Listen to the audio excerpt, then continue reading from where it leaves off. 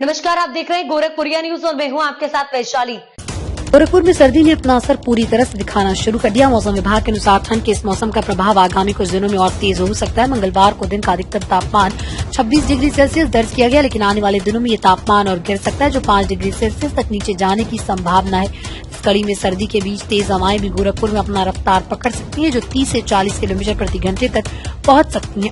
गोरखपुर में ठंड के साथ कोहरे का भी असर देखा जा रहा है। खासतौर पर सुबह के समय घना कोहरा छाया रहता है, जिसमें वाहन चालकों को सड़क पर यात्रा करते समय कठिनाइयों का सामना करना पड़ता है। इस समय वाहन चालकों को अपनी गाड़ी की हेडलाइट जलाकर चलने की आवश्यकता होती है। कोहरे के कारण दृश्यता में काफी कमी हो जाती है, जिससे सड़क पर दुर्घटनाओं का खतरा बढ़ जाता है। मौसम विशेषज्ञों के अनुसार आगामी दिनों में भी सुबह और रात के समय कोहरे की स्थिति बनी रहती है। इस स्थिति में वाहन चालकों को सड़क पर अतिरिक्त सतर्कता बरतने की आवश्यकता होगी।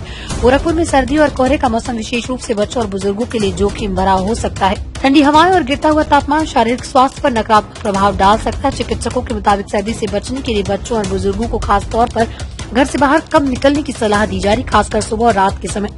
इन समयों में ठंड का असर सबसे ज्यादा होता है। चिकित्सक ये भी कहते हैं कि शरीर को सर्दी से बचाने के लिए गर्म कपड़े पहनना अत्यंत आवश्यक है। साथ ही संतुलित आहार पर भी ध्यान देना चाहिए, ताकि वो शरीर की इम्यूनिटी बनी रहे और सर्दी के प्रभाव से बचाव हो सके। इसके अलावा सर्दी के मौसम में फ्लू, जुकाम और अन्य श्वसन संक्रमणों का खतरा भी बढ़ जाता है, इसलिए लोगों को नियमित रूप से हाथ धोने और सार्वजनिक स्थानों पर मास्क पहनने की सलाह दी जाती है। गोरखपुर और आसपास के क्षेत्रों में तेज हवाएं और गिरता हुआ तापमान फसलों पर भी असर डाल सकता है। किसानों को इस बदलते मौसम के बारे में पहले ही सतर्क कर दिया गया। मौसम विशेषज्ञों का कहना है कि इस समय फसलों के लिए विशेष ध्यान देने की आवश्यकता है। विशेष रूप से गेहूं, सरसों और अन्य फसलों के लिए ये मौसम चुनौतीपूर्ण हो सकता है। किसानों को सलाह दी है कि वो अपनी फसलों को ठंड से बचाने के उपायों को अपनाएं, जैसे कि सिंचाई का सही तरीका अपनाना, खेतों में जल स्तर बनाए रखना और फसलों को ठंडी हवाओं से बचाने के लिए किसी तरह का ढांचा या पर्दा लगाना।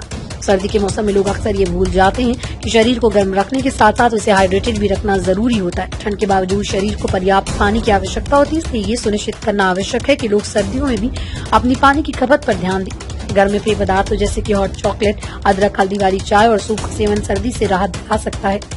अब तक के लिए इतना ही। बने रहिए गोरखपुरिया न्यूज के साथ। वीडियो को लाइक करें, शेयर करें और चैनल को सब्सक्राइब करना ना भूलें। कोई सुझाव हो तो नीचे कमेंट में जरूर बताएं।